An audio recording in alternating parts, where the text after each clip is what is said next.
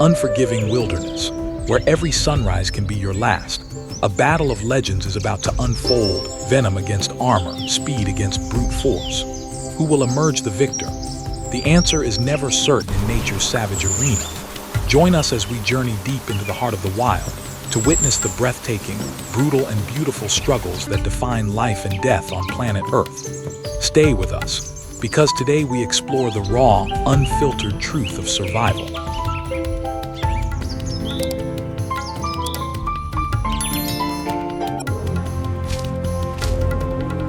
Dawn breaks, painting the misty plains of western India in hues of soft gold and gray. The air is cool and still, heavy with the scent of damp earth and blooming foliage. As the first rays of sunlight slice through the fog, they touch the banks of a slumbering river, and the intricate machinery of the wild begins to stir.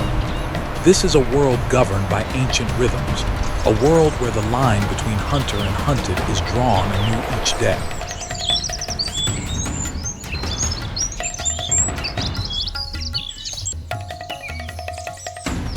From the shadows of a thorny thicket, a creature of the night makes its way home. It is an Indian crested porcupine, a walking fortress armored in a formidable arsenal of sharp, keratinous quills. Each step is deliberate, cautious.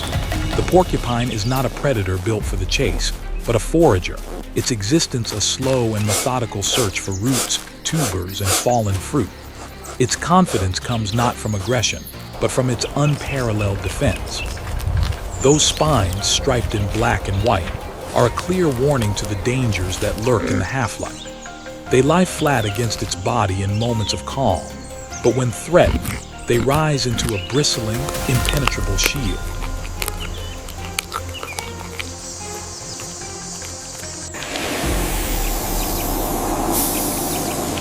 But this morning, the porcupine is not alone. Unseen in the undergrowth, another creature is stirring. One that embodies the very essence of silent lethality. A spectacled cobra awakened by the growing warmth glides from its den. Its scales, a polished mosaic of earthy tones, provide perfect camouflage against the riverbank soil.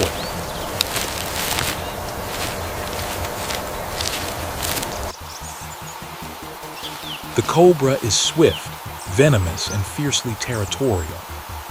It moves with a liquid grace that belies the potent, neurotoxic venom stored in its fangs, a venom capable of stopping a heart in minutes.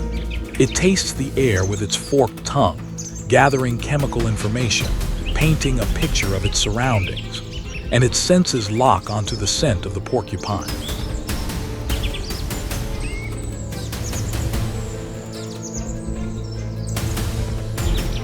The still morning air suddenly thickens with tension. The porcupine freezes, its sensitive nose twitching, detecting the subtle shift in the environment. It knows that danger is near. The cobra, seeing a potential meal, approaches with an unnerving stillness.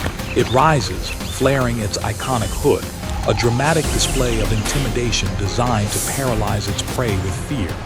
This is the first move in a deadly chess match.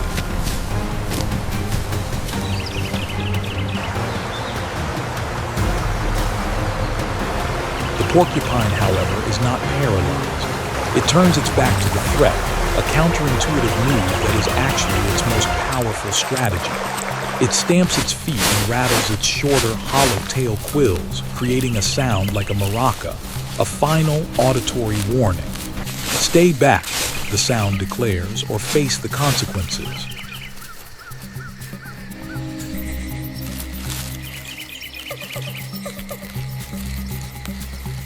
The cobra, driven by instinct, refuses to heed the warning.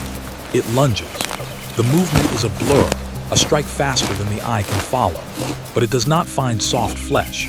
Instead, it finds a wall of needle-sharp spines. The impact is immediate and agonizing. Several of the porcupine's quills detach and embed themselves deep into the cobra's head and neck. These are not ordinary spines. They are tipped with microscopic barbs that make them incredibly difficult and painful to remove.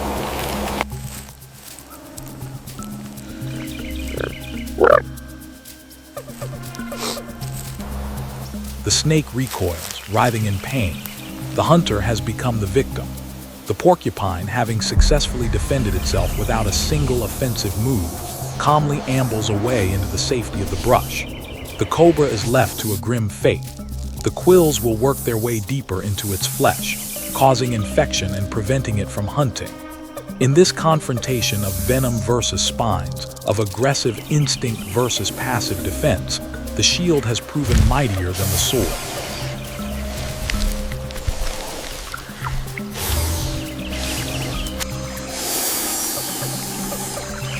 This timeless duel is not confined to the riverbanks of India. Let us travel thousands of miles across the Indian Ocean to the vast, golden grasslands of Africa. Here, under a different sun, the same drama unfolds. A Cape cobra glides through the shimmering grass, silent, patient, and just as lethal as its Indian cousin. And here, too, the African crested porcupine forages, slow but shielded by the same brilliant defense.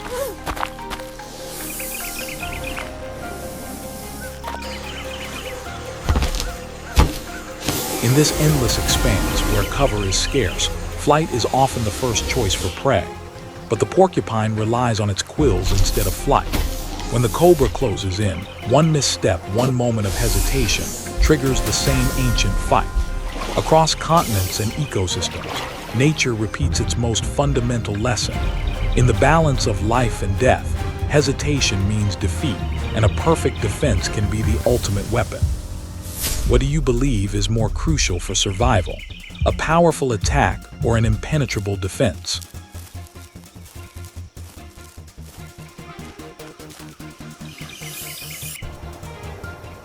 We leave the grasslands behind and venture into one of the planet's most extreme environments, the desert. Here, under a blistering, unforgiving sun, life does not thrive. It endures. The heat is a physical presence, shimmering over the cracked earth and barren stone. Survival in this crucible means adapting to scarcity, to temperature extremes, and to the constant threat of predation from specialists who have mastered this harsh domain. Life hides beneath the sand and stone, waiting for the brief respite of dusk or dawn.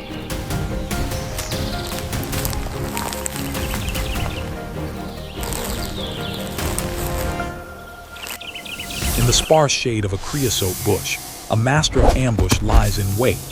It is a Mojave rattlesnake, its diamond-patterned skin a perfect imitation of the sun-dappled desert floor. It is a creature of immense patience, capable of remaining perfectly still for hours, even days, waiting for a single opportunity. Its survival depends not on pursuit, but on a sudden, explosive burst of action. The rattle at the end of its tail, a series of interlocking keratin segments, is silent. This is no time for warnings. This is the time for the hunt. Its heat-sensing pits, located between its eyes and nostrils, allow it to see a thermal image of the world, detecting the faint body heat of any warm-blooded creature that wanders too close.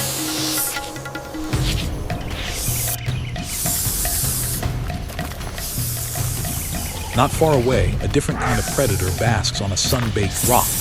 This is a creature from another time, a living relic of a prehistoric age, the Komodo dragon. Unmatched in its power on the islands it calls home, it is the largest lizard on Earth. Its thick, armored hide is the color of volcanic ash. Komodo dragons are apex predators whose patience is endless. They can lie in wait for hours, conserving energy, their powerful bodies absorbing the sun's rays. Their strength is not just in their size and powerful claws. Their true weapon is in their bite. Serrated teeth, like those of a shark, inflict deep wounds, but it is their saliva that seals the victim's fate. A toxic brew of venom and bacteria that sends the prey into shock and prevents its blood from clotting.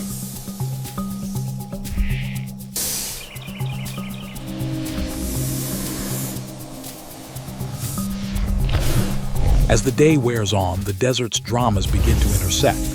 A king cobra, a formidable predator even in this land of giants, successfully hunts a desert rabbit. The kill is swift, a testament to the cobra's potent venom. But the scent of blood travels far on the dry desert air. It is a dinner bell for the opportunistic. The basking Komodo dragon, senses heat, rises from its stupor. It moves with a slow, swaggering gait, its massive body swinging from side to side. It is drawn to the cobra's kill, not to challenge the snake, but to claim its prize.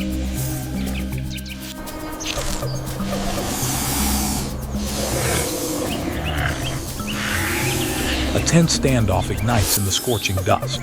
The cobra, coiled protectively around its meal, rises and flares its hood. It is a bold display of defiance. Here are two apex predators face to face. It is a battle of speed and venom against size and brute strength. The cobra could strike the Komodo, and its neurotoxin is certainly potent. But the dragon's thick scales offer significant protection, and a single bite from the Komodo, even a shallow one, would be a death sentence for the snake. The dragon advances slowly, methodically, its sheer presence an overwhelming force. The cobra, realizing this is a fight it cannot win, makes a calculated decision. It relinquishes its kill and retreats into the rocks. Dominance in the desert is not always decided by a fight, but by the cold calculation of risk.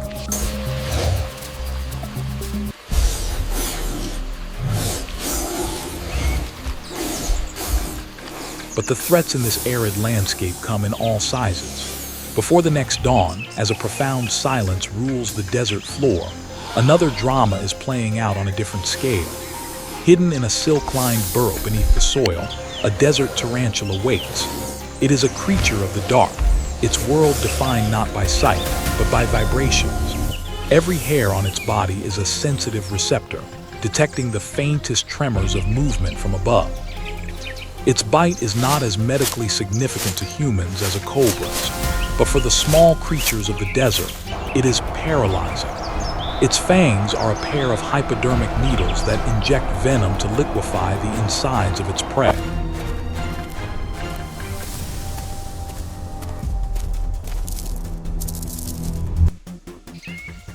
A king cobra on its nocturnal hunt slithers across the tarantula's territory. It moves openly with the confidence of an apex predator, bold, unhidden, radiating lethal intent. The tarantula, from its hidden lair, senses the rhythmic slithering. It is a vibration that signals danger. The cobra, in its arrogance, may not even register the burrow as a threat. One attacks from the shadows, the other from a position of dominance.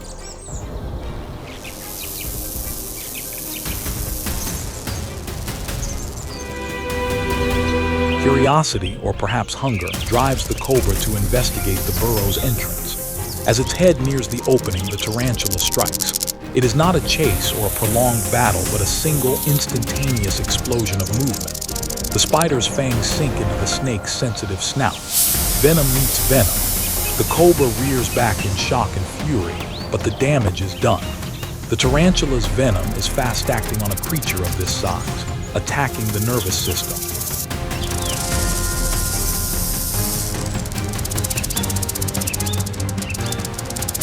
The mighty King Cobra, ruler of the undergrowth, is brought low by a silent assassin from beneath the earth. The outcome, swift and final, vanishes into the heat as the tarantula drags its prize into the shadows. In a world of killers, is it better to be a patient ambusher or a relentless pursuer? What do you think? The desert teaches us that power is relative, and a threat can come from any direction at any size.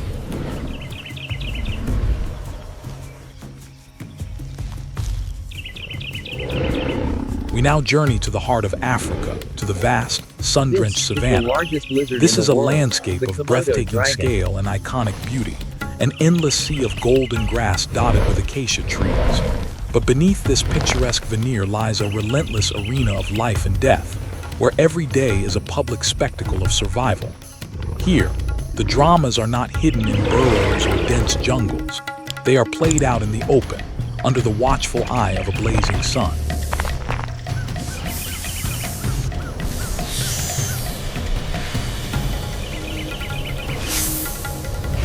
On this open stage, two of the continent's most unique hunters are about to cross paths. The first is the King Cobra, a name that commands respect and fear. The longest venomous snake in the world, it is a true monarch of the undergrowth. But this is not just any cobra. It is a predator of other snakes, an intelligent and discerning hunter. When it rises, it can lift a third of its body off the ground, looking a full-grown human in the eye. Its venom is not the most potent in the world, but the sheer volume it can inject in a single bite is enough to kill an elephant. It is a creature of lethal grace and fearsome reputation.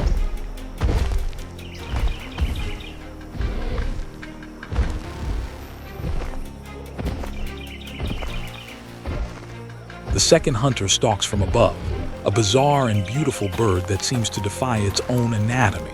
It is the secretary bird, standing tall on a pair of long, crane-like legs, with a crest of black feathers that resemble the quill pens of an old-fashioned scribe. The cobra flares It is a its bird hood. of prey that has abandoned the sky for the ground. Elegant yet brutal, it is a specialized snake hunter, a feathered assassin. Its primary weapons are not its beak or talons, but its feet. It hunts with a series of powerful, bone-shattering kicks and stomps, delivering them with the speed and precision of a martial artist.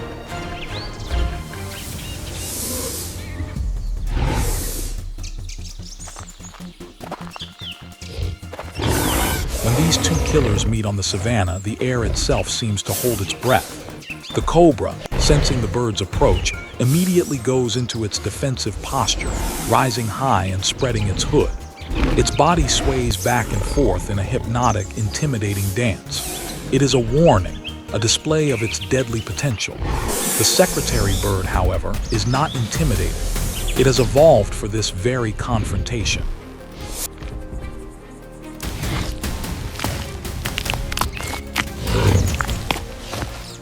What follows is not a simple brawl, but a duel of assassins, a masterclass in strategy. The bird circles the snake, its long wings partially open to act as a shield and to make itself appear larger. It feints, jabbing with its beak to test the snake's reactions. The cobra tracks its every move, its head a steady focal point in a whirlwind of motion, waiting for the perfect moment to strike.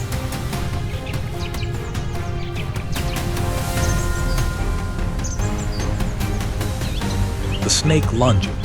It is a movement of incredible speed, venomous fangs aiming for the bird's vulnerable legs, but the secretary bird is faster. It leaps back with astonishing agility or uses its wings as a matador's cape, deflecting the strike against its feathers. Then it launches its counterattack. It raises one leg and delivers a crushing stomp aimed at the cobra's head. The force of this kick is immense, capable of shattering the snake's skull. It kicks again and again, a rapid-fire barrage of devastating blows.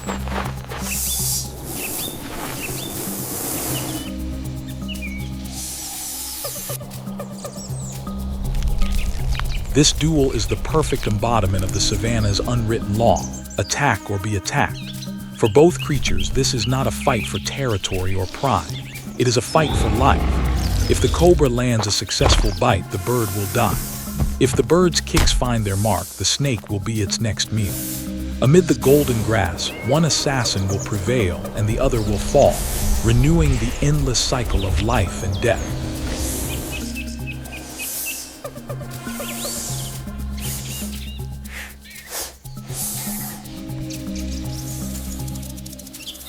But to truly understand the ferocity of the secretary bird, we must look beyond the hunt. High in the flat-topped canopy of an acacia tree, a pair of these magnificent birds guards a large, messy nest. Inside, fragile chicks wait, completely vulnerable. From this vantage point, we see the hunter in a new light. It is not just a killer, it is a guardian of the nest. The snakes it hunts are not just food, they are a direct threat to its offspring. The world below is teeming with venomous lurkers, cobras, mambas, and puff adders that would not hesitate to raid a nest for an easy meal.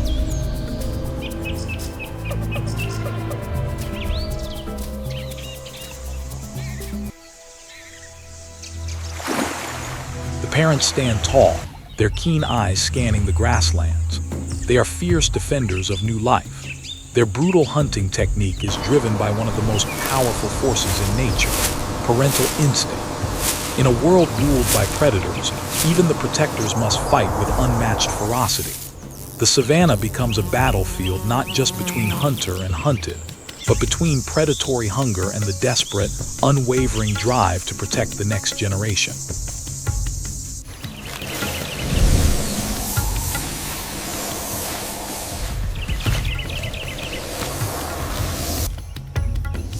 And so the cycles continue.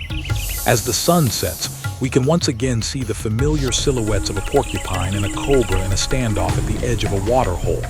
Speed against armor, venom against defense. Every encounter, from the epic duel of the secretary bird and cobra to this more common confrontation, repeats the eternal lesson of the wild. Only instinct, adaptation, and sometimes sheer luck decide who survives to see another sunrise.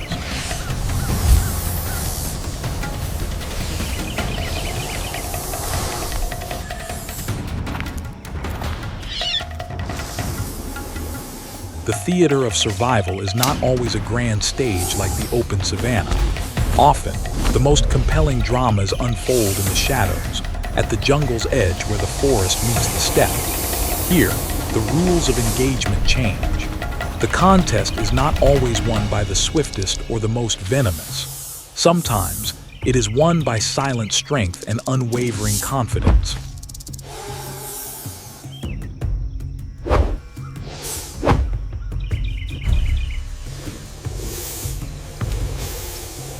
As twilight bleeds across the sky, the shadows lengthen and conceal a master of ambush. It is an African rock python, coiled in absolute stillness beside a game trail. This serpent is a giant, a creature of immense muscular power. Its strength lies not in venom, but in constriction, a slow, methodical embrace that suffocates the life out of its prey. Its camouflage is nearly perfect, its mottled skin blending seamlessly with the leaf litter and dappled light. It is a patient predator, capable of waiting for days for the right moment, a living trap set for the unwary.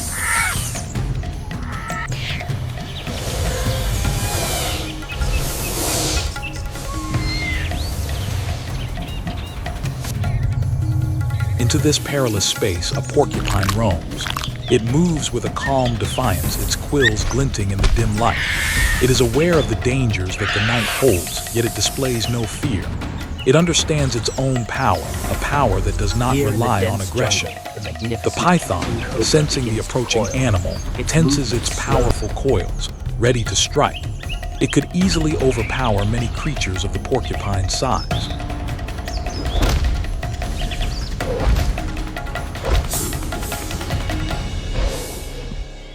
But as the porcupine draws nearer, the python hesitates. Its instincts, honed over millennia, recognize the danger presented by that coat of spines. A strike would be a grave mistake. The quills would embed themselves in its mouth and body, leading to a slow, agonizing death from infection and starvation. The python cannot crush what it cannot properly grip. The risk is simply too great.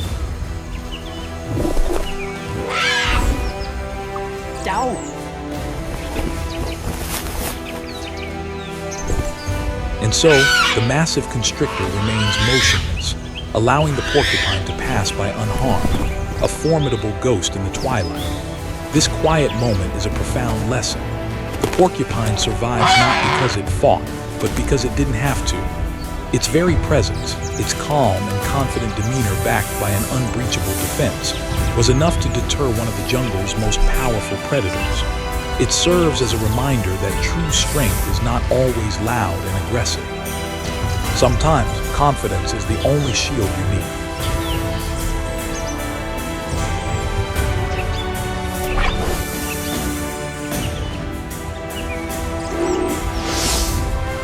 Let us travel now to a place where predation is a relentless, drawn-out epic, Komodo Island. Here, dust swirls through dry grass, and the air is thick with an ancient stillness. On this unforgiving island, another silent predator waits. The Komodo dragon, which we met in the desert, employs a strategy that is a terrifying combination of brute force and biological warfare.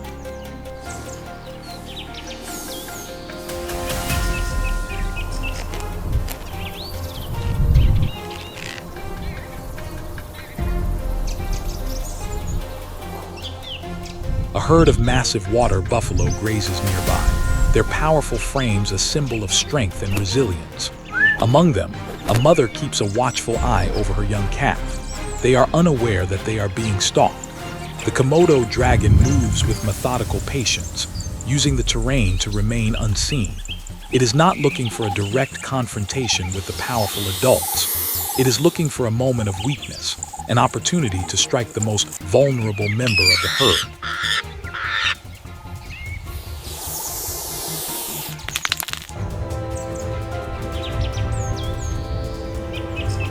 The dragon identifies its target, the young calf. It bursts from its cover, a surprising explosion of speed. The herd panics and scatters, but the mother buffalo stands her ground, placing her formidable body and sharp horns between the predator and her offspring. She is driven by a fierce, primal instinct to protect.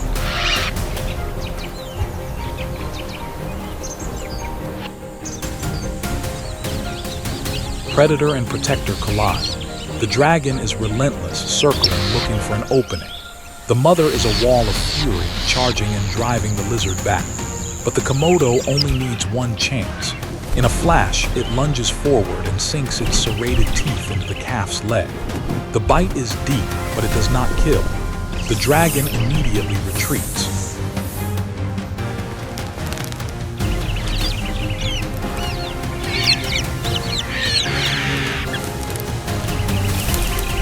The chase is not over, it has only just begun.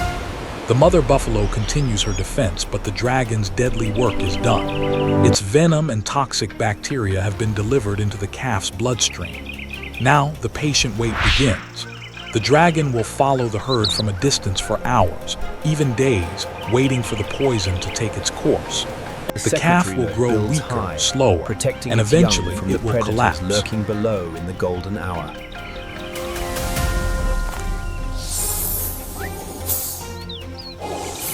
The mother's desperate defense is heartbreaking. She will stay by her calf's side, nudging it, trying to get it to stand, long after it has the strength to do so. But in the end, the merciless rhythm of the wild will claim its victim.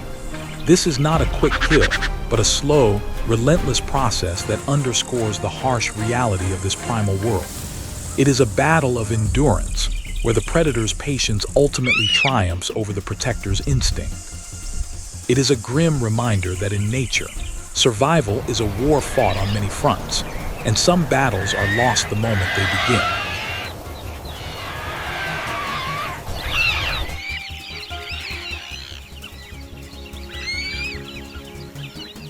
We have journeyed through arid plains and blistering deserts, across sun-drenched savannas and into the shadowy edges of the jungle.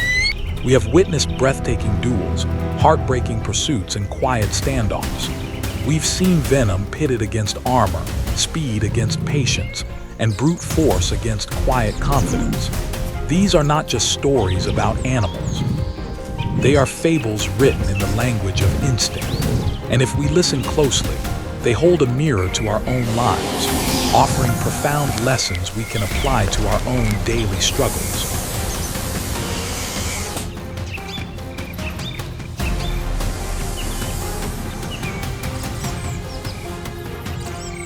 The first lesson is the power of your quills.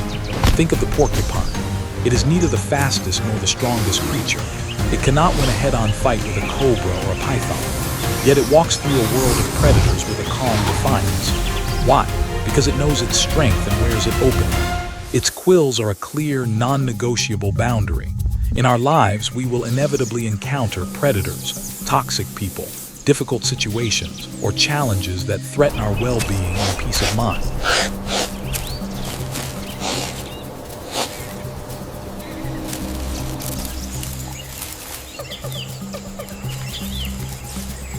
What are your quills?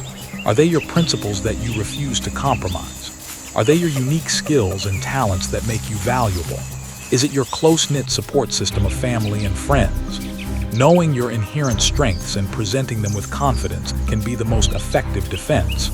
It can deter conflicts before they even begin, allowing you to navigate your world not with aggression, but with self-assured resilience.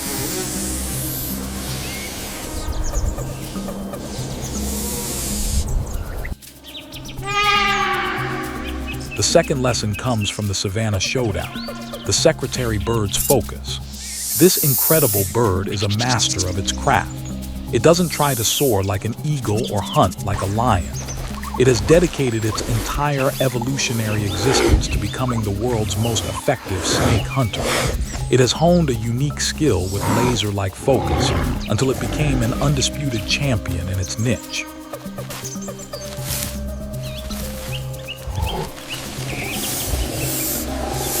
In our increasingly distracted world, this is a powerful reminder. Are we spreading ourselves too thin, trying to be good at everything and becoming masters of nothing? Or are we identifying our unique passions and talents and dedicating ourselves to hunting them? True excellence and success rarely come from being a generalist. They come from becoming the secretary bird in your chosen field, so specialized and so effective that you become irreplaceable.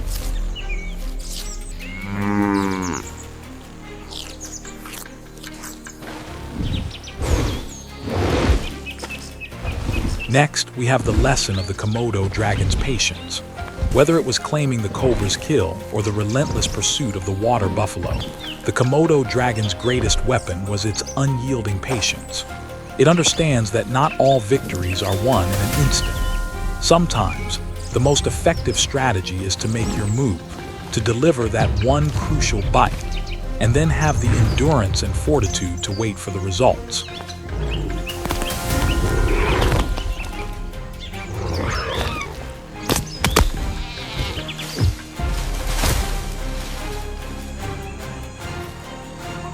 In our culture of instant gratification, we often give up if we don't see immediate success. We plant a seed and expect a tree the next day. The Komodo teaches us that the world's most formidable forces are often the most patient. Our most ambitious goals in our careers, our personal growth, or our relationships require a long-term vision. We must learn to trust the process, to persevere through the slow and difficult periods, and to have faith that our initial efforts will eventually bring down even the biggest challenges.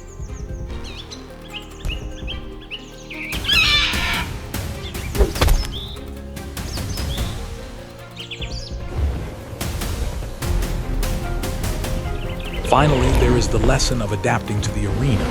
Every creature we observed was perfectly adapted to its environment. The rattlesnake uses the desert floor as its camouflage. The secretary bird uses the open savanna to its advantage. The python uses the shadows of the jungle. They don't wish for a different arena. They master the one they are in. We all face our own unique arenas, our workplaces, our communities, our personal circumstances.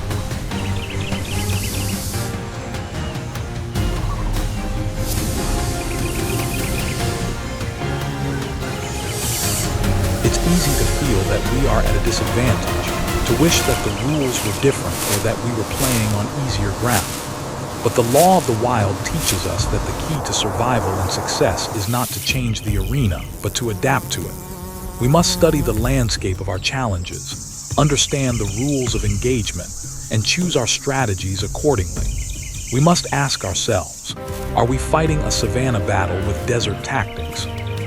True strength lies in adaptability and the wisdom to use the right tools for the right fight.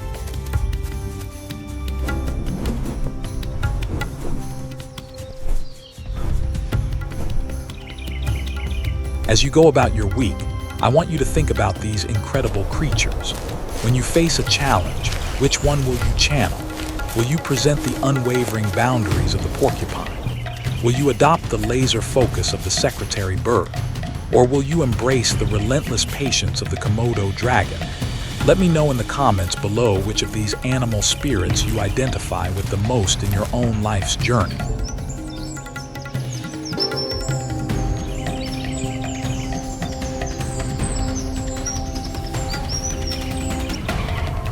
I hope this exploration into nature's savage and beautiful arena has left you as inspired and full of wonder as it has me. The world is filled with these incredible stories, and they remind us that we are all part of something much larger, a grand, interconnected web of life and struggle.